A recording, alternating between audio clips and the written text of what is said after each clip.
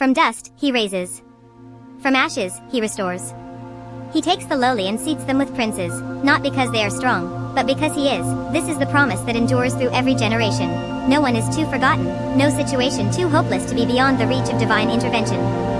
The God who lifts up the lowly still reigns. He will raise you up.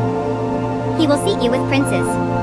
He will give you honor, not because you deserve it, but because he delights in showing mercy. From dust to honor, this is his way. This is his promise. This is his story, written in the life of every soul who dares to believe their greatest chapter may still be waiting. He raises the poor from the dust and lifts the needy from the ash heap, to seat them with princes and make them inherit a throne of honor. 1 Samuel 2 verse 8. Joash had once known better days. Now he lived at the edge of the village, forgotten by everyone who had once called him friend. Each morning, he would rise from the hard ground and walk to the marketplace. The merchants called out their wares, fresh bread, ripe dates, wine that sparkled in clay vessels. But when Joash approached with his cracked bowl, they turned away. Move along, they would say, or worse, they would say nothing at all. His stomach growled constantly. Sometimes he found scraps, a bruised fruit, a piece of hardened bread. Most days, there was nothing. By evening, he would return to his dwelling place among the ashes and refuse at the village edge. Another day survived but not truly lived. The ash heap was where society's broken pieces came to rest. Here lived the lepers, the crippled, the widows too poor to survive anywhere else. And now, Joash, he had not always been one of them. Once, he owned fertile land. His fields stretched green and golden under the sun. He had been respected, sought out for wisdom, welcomed at celebrations, but the drought came, 3 years without rain. His crops died, his livestock perished, his savings vanished. The creditors took his land, his house, everything that defined who he was. His wife died that final winter, taken by fever he could not afford to treat.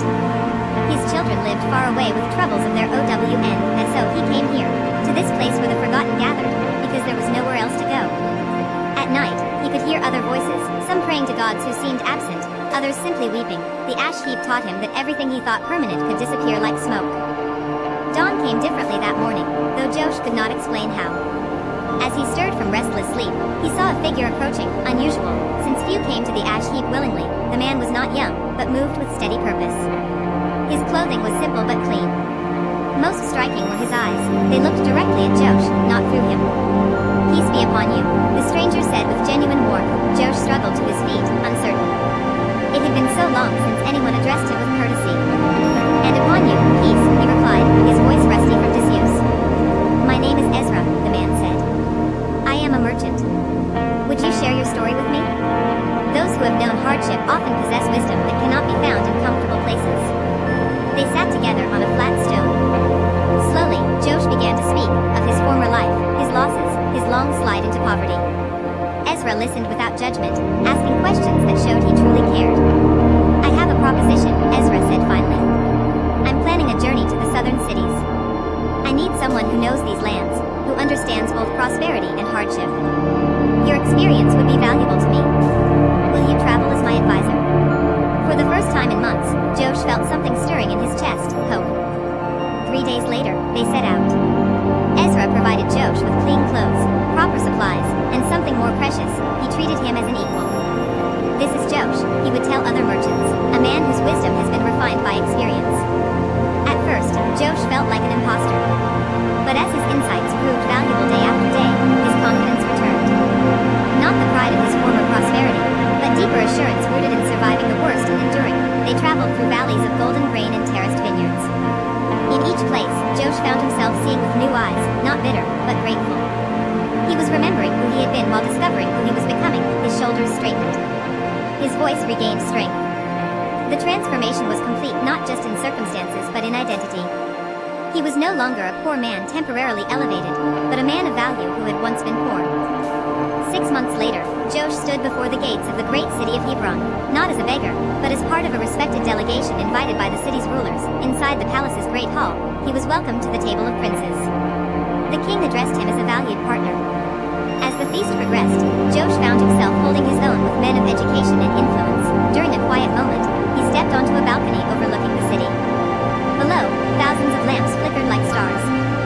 He thought of the ash heap, now far behind him, and others who still waited there. "For the foundations of the earth are the Lord's," he whispered, "and on them he has set the world." The same God who established the mountains had reached into the dust to lift up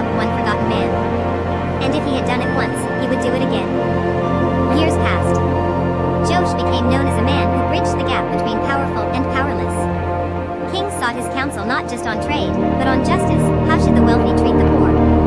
How could society ensure every person retained dignity? His home welcomed all, merchant and farmer, scribe and laborer. At his table, distinctions faded away, but his greatest work was returning to the ash heaps, bringing not just food and clothing but hope. I have sat where you sit, he would tell them. I know the weight of dust and coldness of ash. But I also know the God who specializes in impossible transformations. Your story is not over. When death finally came, it found him surrounded by lives he had touched. At his funeral, a city leader spoke. Josh proved that the ancient promise still holds true.